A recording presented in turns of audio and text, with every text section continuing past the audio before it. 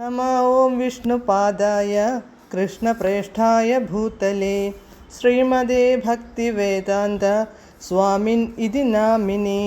നമസ്തേ സാരസ്വതേ ദേവി ഗൗരവാണി പ്രചാരിണി നിർവിശേഷ ശൂന്യവാദി പാശ്ചാത്യദേശതാരിണി. ജയ ശ്രീകൃഷ്ണ ചൈതന്യ പ്രഭു നിത്യാനന്ദ ശ്രീ അദ്വൈത ഗദാധര ശ്രീവാസാദി ഗൗരഭക്തവൃന്ദ. ഹരേ കൃഷ്ണ കൃഷ്ണ കൃഷ്ണ ഹരേ ഹരേ, ഹരേ രാമ രാമ രാമ ഹരേ ഹരേ. ഹരേ കൃഷ്ണ കൃഷ്ണ കൃഷ്ണ ഹരേ ഹരേ, ഹരേ രാമ രാമ രാമ ഹരേ ഹരേ. ഹരേ കൃഷ്ണ കൃഷ്ണ കൃഷ്ണ ഹരേ ഹരേ, ഹരേ രാമ രാമ ഹരേ ഹരേ. പരമദിവ്യോത്തമ പുരുഷനായ ശ്രീകൃഷ്ണ ഭഗവാന്റെ കഥകളാണ് ശ്രീകൃഷ്ണ എന്ന പുസ്തകത്തിലൂടെ പറയുന്നത്. ഓം നമോ ഭഗവതേ വാസുദേവായ. ഓം നമോ ഭഗവതേ വാസുദേവായ.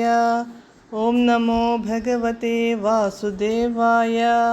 നാരായണം നമസ്കൃത്യ നരം ചൈവ നരോത്തമം ദേവീം സരസ്വതീം വ്യാസം തതോ ജയമുദീരയേത്. നഷ്ടപ്രായേഷു ഭദ്രേഷു നിത്യം ഭാഗവത സേവയാ ഭഗവത്യുത്തമശ്ലോകേ ഭക്തിർഭവതി നഷ്ടികി. അധ്യായം 69.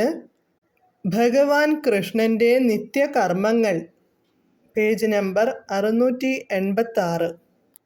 നാരദൻ തുടർന്നു. ബ്രഹ്മലോകത്തു ലഭിക്കാവുന്ന സർവ്വ ഐശ്വര്യങ്ങളും ഈ ഭൂമിയിൽ പോലും യുധിഷ്ഠിരൻ കൈവരിച്ചിരിക്കുന്നു. അദ്ദേഹം തികച്ചും സംതൃപ്തനാണ്. അദ്ദേഹത്തിന് ഇനി കൂടുതലായി ഒന്നും ആവശ്യമില്ല. അദ്ദേഹം എല്ലാ വിധത്തിലും സമ്പൂർണനാണ്.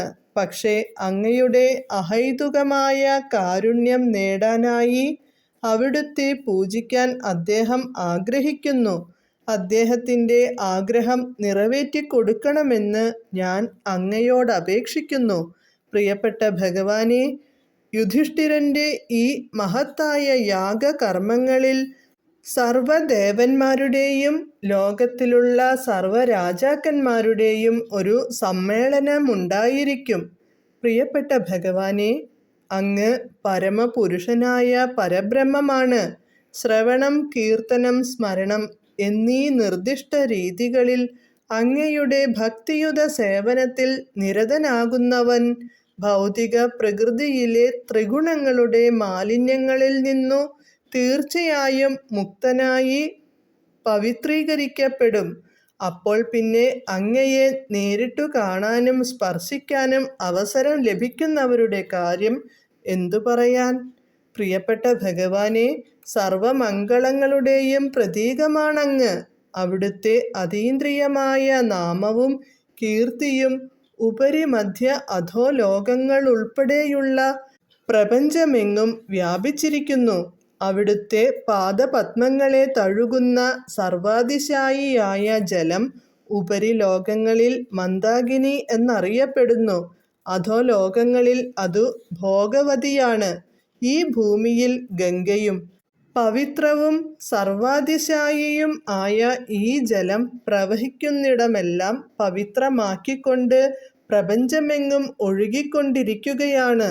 നാരദ മഹർഷി ദ്വാരകയിലെ സുധർമ്മ മണ്ഡപത്തിലെത്തുന്നതിനു അല്പം മുമ്പ് ഭഗവാൻ കൃഷ്ണനും മന്ത്രിമാരും കാര്യദർശികളും ജരാസന്ധനെ എങ്ങനെ ആക്രമിക്കണമെന്ന കാര്യം പര്യാലോചിക്കുകയായിരുന്നു. ഈ വിഷയം ഗൗരവമായി പര്യാലോചിക്കുന്നതിനാൽ യുധിഷ്ഠിരൻ്റെ ശ്രേഷ്ഠമായ രാജസൂയ യാഗത്തിൽ പങ്കെടുക്കാൻ ഭഗവാൻ കൃഷ്ണൻ ഹസ്തിനപുരത്തിൽ പോകണമെന്ന നാരദൻ്റെ അഭിപ്രായം അവർക്കത്ര ആകർഷകമായി തോന്നിയില്ല. തൻ്റെ സംബന്ധികളുടെ ഉദ്ദേശങ്ങൾ ഭഗവാൻ കൃഷ്ണനു മനസ്സിലായി. അദ്ദേഹം ബ്രഹ്മാവിനെ പോലും ഭരിക്കുന്നവനാണല്ലോ. അതിനാൽ അവരെ ശാന്തരാക്കാൻ അദ്ദേഹം പുഞ്ചിരിയോടെ ഉദ്ധവരോട് പറഞ്ഞു. പ്രിയപ്പെട്ട ഉദ്ധവരെ, അങ്ങ് എപ്പോഴും ഞങ്ങളുടെ അഭ്യുദയകാംക്ഷിയായ വിശ്വസ്ത സുഹൃത്താണ്. അതിനാൽ നാം സർവവും അങ്ങയിലൂടെ കാണാൻ ആഗ്രഹിക്കുന്നു.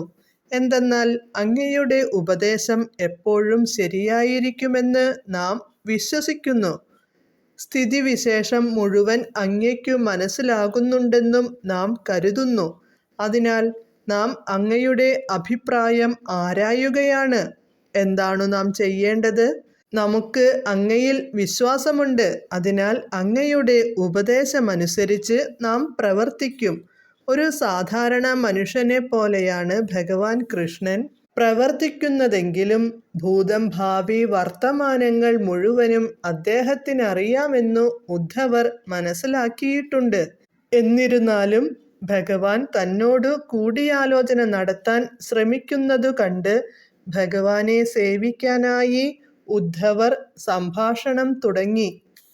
ഇപ്രകാരം കൃഷ്ണൻ എന്ന ഗ്രന്ഥത്തിലെ ഭഗവാൻ കൃഷ്ണന്റെ നിത്യകർമ്മങ്ങൾ എന്ന 69-ാം അധ്യായത്തിന്റെ ഭക്തിവേദാന്ത ഭാഷ്യം സമാപ്തം. ഹരേ കൃഷ്ണ.